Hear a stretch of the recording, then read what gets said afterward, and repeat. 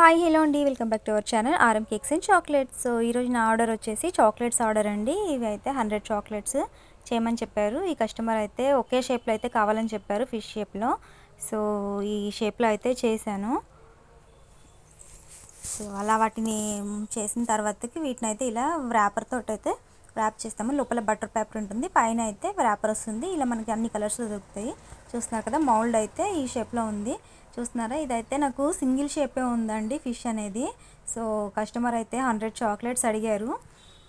So చాలా కష్టం అయితే అయింది. అలా ఒకటే షేప్లో 100 చాక్లెట్స్ 100 టైమ్స్ వేయాల్సి వచ్చింది. చాలా టైం టేకెన్ అయితే తీసుకుందనమాట. సో ఇలా అయితే వాళ్ళ ఫొటోస్ని అయితే ఇలా ప్రింటింగ్ అయితే తీపిచ్చి కట్ చేసుకున్నాను. ఇవి స్టిక్కర్స్ కూడా నేనే ఇలా కట్ చేసుకుంటాను. సో వాటన్నిటిని ఇలా వ్రాప్ చేస్తున్నాను అనమాట. మీకు ఎలా వ్రాప్ చేస్తున్నానో చూపిస్తున్నాను.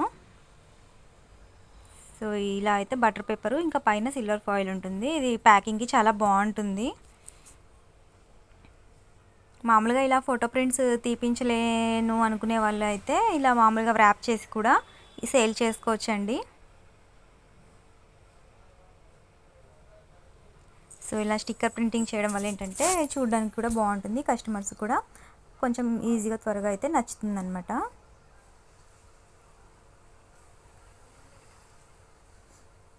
ఇలా మనము వ్రాప్ చేసేటప్పుడు కూడా చాలా కేర్ఫుల్గా అయితే వ్రాప్ చేయాలండి. కొంచెం గట్టిగా ప్రెస్ చేసినా లేదంటే దాన్ని కొంచెం అటు ఇటు ప్రెస్ చేసినా కూడా ఏమవుతుందంటే అవి మనం చేసిన చాక్లెట్ అనేది బ్రేక్ అయిపోతుంది. సో అంతసేపు పడిన కష్టం అంతా వృధా అయిపోతుంది అనమాట.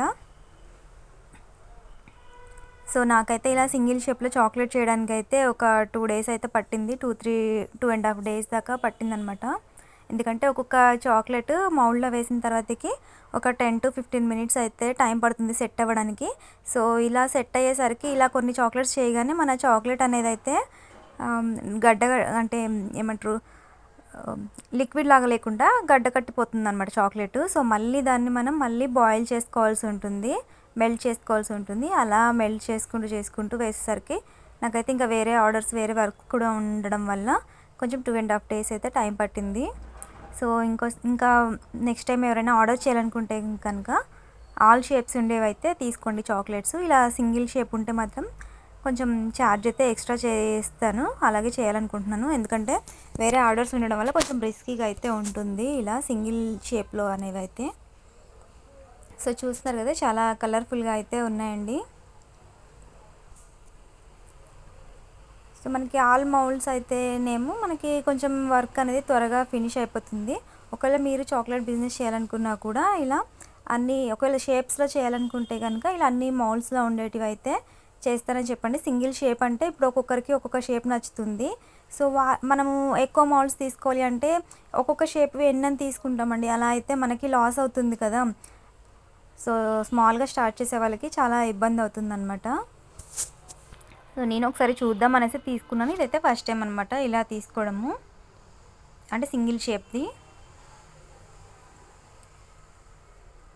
సో ఈ కస్టమర్ విషయంలో అయితే నేను ఒక మిస్టేక్ అయితే చేశానండి. ఇది ఏంటి అంటే ఇది స్టిక్కర్స్ తెప్పించిన తర్వాత వీటిపైన అయితే QR కోడ్ అనేది యాడ్ చేశాను అనమాట.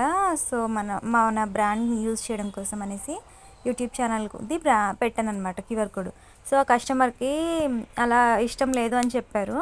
సో అవి ప్రింట్స్ తీపిచ్చిన తర్వాతకి అవి వేస్ట్ అయిపోయాయి అనమాట.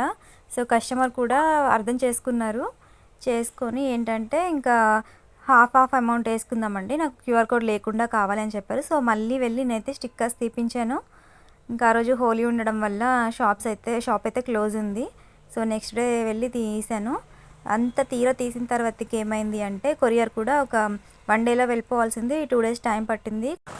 సో నాకు అండ్ కస్టమర్కి అయితే చాలా భయం వేసిందనమాట. చాక్లెట్స్ ఎండ బాగా ఎక్కువ ఉండడం వల్ల ఎక్కడ మెల్ట్ అయిపోతాయని.